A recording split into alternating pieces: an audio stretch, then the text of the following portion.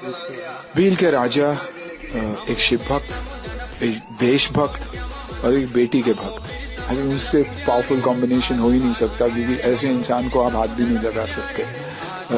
हामिद जी के साथ लड़े सोमनाथ किले, मुगलों के खिलाफ, दरिंदों के खिलाफ।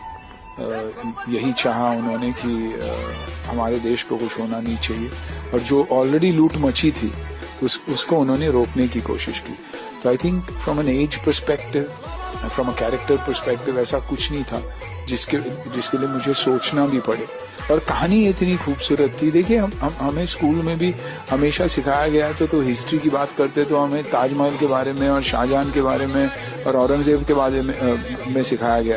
लेकिन ऐसी खूबसूरत कहानियां जो हमारे देश, मैं हमेशा कहता हूँ 28 स्टेट्स और 9 यूनियन टेरिटरीज, उसके बारे में और वहाँ के हीरोज के बारे में किसी ने हमें